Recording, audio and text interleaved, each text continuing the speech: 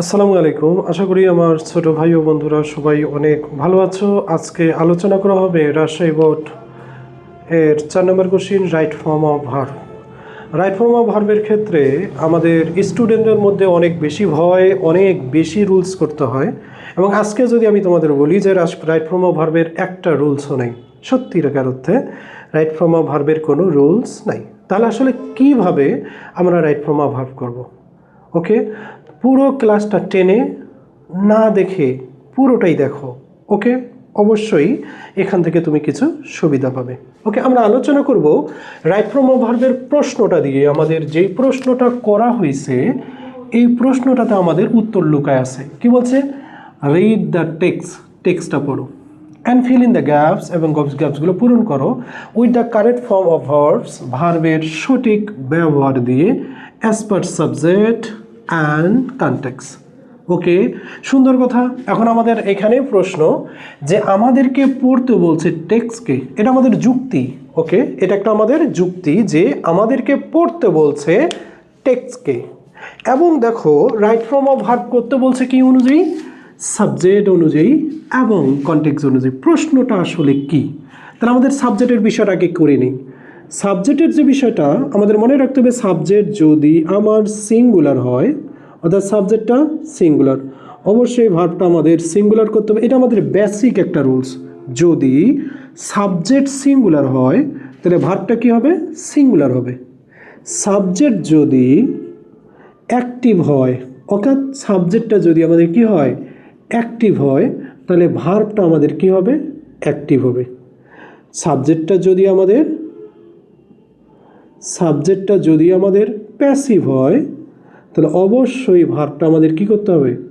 Passive করতে হবে। এবং সাবজেক্ট যদি আমাদের প্লুরাল হয়, অর্থাৎ সাবজেক্ট প্লুরাল, অবশ্যই ভার্বটা আমাদের কি করতে হবে? প্লুরাল। এটা হলো আমাদের সাবজেক্টের রুলস। এই জন্য আমাদের বলছে যে অ্যাজ পার সাবজেক্ট অনুযায়ী। এখন আমাদের আসতে হবে কনটেক্সট। ওকে, কনটেক্সট অ্যাকচুয়ালি কি? কনটেক্সট কি? কনটেক্সট হলো যে পুরো প্যাসেজটা যে কোনো একটা ঘটনা বা একটা সময়কে নির্দেশ করবে। কি নির্দেশ করবে? পুরো একটা ঘটনাকে কোনো একটা নির্দিষ্ট সময়ের জন্য ব্যাখ্যা করবে। তো যদি ঘটনাটা আমাদের পাস্ট টেন্স হয়, তাহলে অবশ্যই পুরো রাইট ফর্ম অফ ভার্বের ভার্বগুলো পাস্ট হয়ে যাবে।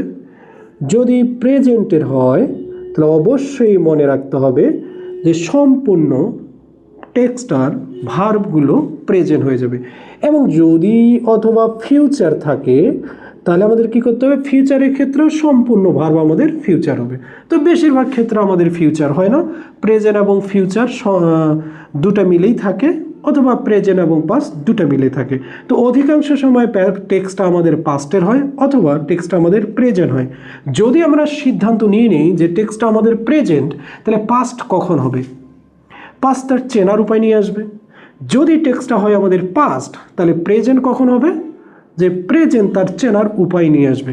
তো এখন প্রশ্ন হলো, তুমি কিভাবে বুঝবেন যে কনটেক্সটটা প্রেজেন্টে আছে না কনটেক্সটটা পাস্টে আছে? তাহলে চলো এটার জন্য সমাধান নিয়ে আসি। তুমি কিভাবে বুঝবেন যে কনটেক্সটটা প্রেজেন্টে আছে, অথবা কিভাবে বুঝবেন যে কনটেক্সটটা পাস্টে আছে?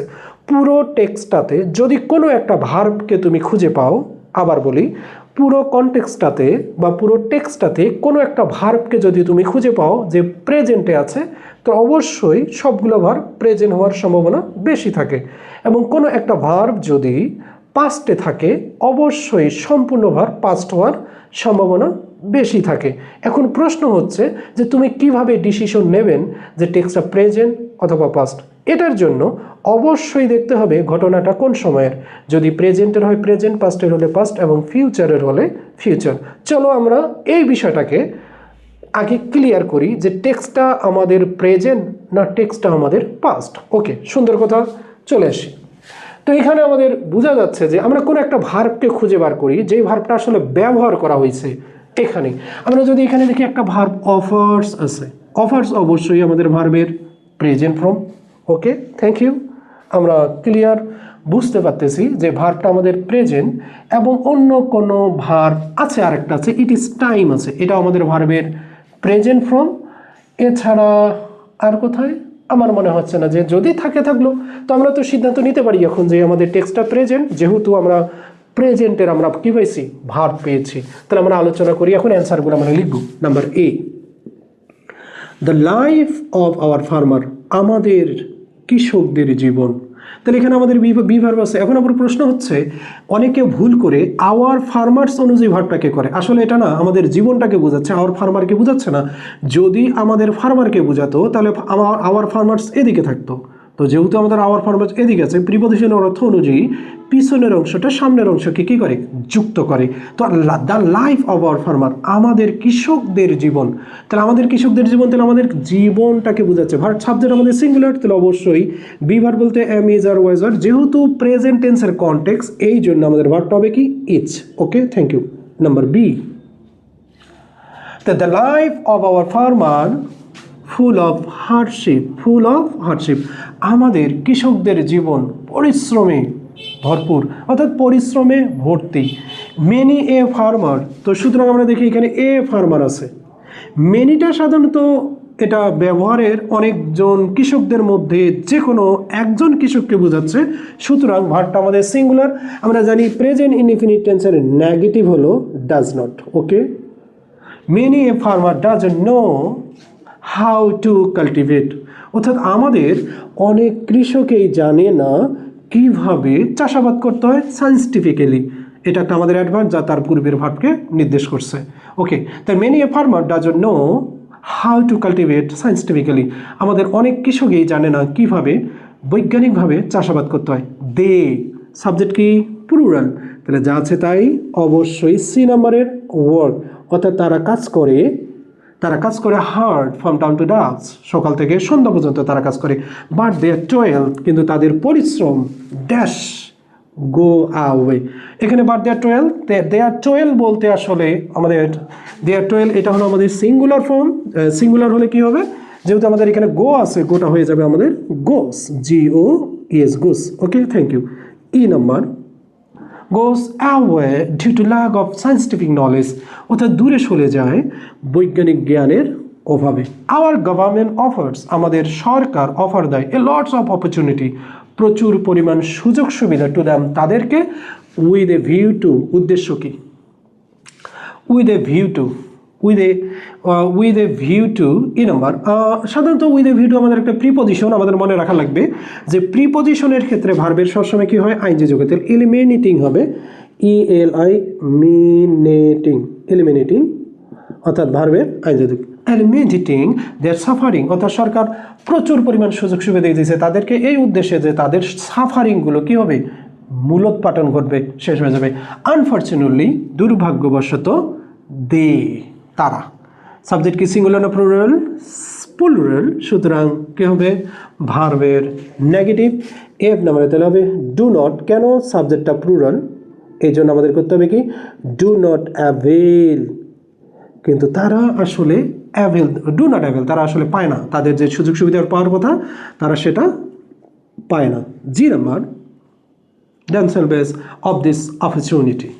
It is time they, এটা আমাদের বিশেষ একটা ব্যবহার ইট ইজ টাইমের কারণে। ইট ইজ টাইম আমরা জানি যে পরের সেন্টেন্সটি ভার্বের পাস্ট ফর্ম হয়, এটা হলো বেসিক একটা ব্যবহার। ইট ইজ টাইমের পরে মূল ভার্বের পাস্ট ফর্ম, আর যদি ইনফিনিটিভ থাকতো 2+ মূল ভার্ব হতো। যেহেতু আমাদের এখানে সাবজেক্ট আছে, সুতরাং সাবজেক্ট থাকার কারণে ভার্ব হবে, তাহলে ভার্ব হলে সুতরাং গেটটা কি হয়ে যাবে, গড হয়ে যাবে। অর্থাৎ it is time the got the scientific education and কনসার্নের পর অবশ্যই আমাদের কী হবে, কনসার্নের পর মূল ভার্বের past form, all concern help them, H নাম্বারে HELPD, হেল্পড, অল কনসার্ন, এবং সকল পরিমাণ। তাহলে এখানে এই যে টু হেল্প, এটা কিন্তু আসলে এই যে ইট ইজ হাই টাইমের সাথেই যুক্ত, ইট ইজ টাইমের সাথেই যুক্ত, সুতরাং all concern scientific education and all concern, এটা হলো আমাদের এই object. Okay, to get scientific education and concern, এটা হলো টু গেট এর ভার্ব অবজেক্ট, এবং টু হেল্প এটা আমাদের একটা ভার্ব, যার কারণে এখানে গড হয়েছে এবং এখানে আমাদের কি হয়েছে, হেল্প হয়েছে। ইফ দে, যদি তারা শিক্ষিত, তাহলে অবশ্যই যদি তারা শিক্ষিত হয়, প্রেজেন্ট ইনডিফিনিট টেন্স, এটা অবশ্যই SI, এটা আই হবে, আই, তাহলে এইচ নাম্বার গেল, তাহলে আই নাম্বার হবে যদি তারা কি হয়, শিক্ষিত হয়। আর এডুকেট, যদি তারা শিক্ষিত হয়। এডুকেটেড। এডুকেটেডটাকে আমাদের অ্যাডজেক্টিভ বানাইতে হয়েছে, কারণ হলো আরটা হলো আমাদের ভার্বের প্রেজেন্ট ফর্ম আইজে। ইফ দে আর এডুকেটেড, যদি তারা শিক্ষিত হয়, দে কন্ট্রিবিউট, তারা অবদান রাখবে, অবদান রাখতে পারে। তাহলে ক্যান, ক্যান মানে পারা, কন্ট্রিবিউট তারা অবদান রাখতে পারে, তারা অবদান রাখতে পারে বেটার আরও অনেক ভালো, to the prosperity of the country, দেশের উন্নয়নে, অর্থাৎ তারা দেশের উন্নয়নে আরও বেশি অবদান রাখতে পারে।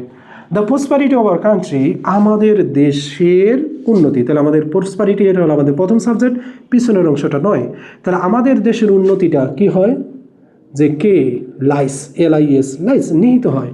অবশ্যই ভার্বের present form third person singular, subject the prosperity third person singular, যার কারণে মূল ভার্বের শেষে এস বা ইয়ের যোগ। Okay, the prosperity of our country lies in their proper education, তাদের সঠিক জ্ঞানের মধ্যেই নিহিত। নাম্বার এল ড্যাশ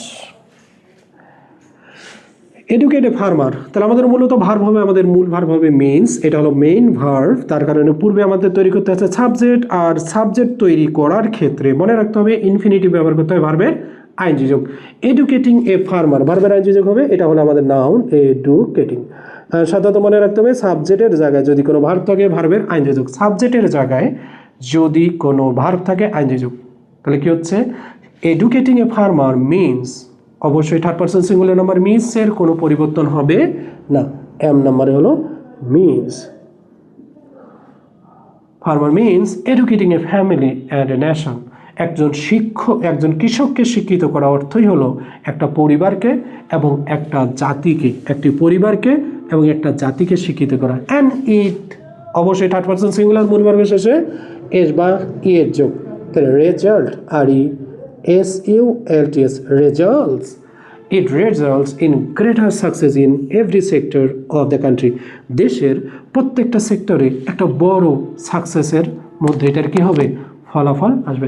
অথবা আমরা মে রেজাল্ট করতে পারি, সম্ভবত কাজটা বোঝার জন্য মে রেজাল্ট। ওকে, মে রেজাল্ট আমরা এটাও দিতে পারি। সো থ্যাংক ইউ সবাইকে। পরবর্তী ক্লাসের জন্য আমার চ্যানেলটাকে সাবস্ক্রাইব করো, প্রয়োজনে যদি তোমার বন্ধুর প্রয়োজন হয় তাকে শেয়ার করো, কমেন্ট করো, এবং পরবর্তী ভিডিওর জন্য চ্যানেলটি সাবস্ক্রাইব করো অথবা ফলো করো Facebook page Max academy SSC English. ওকে।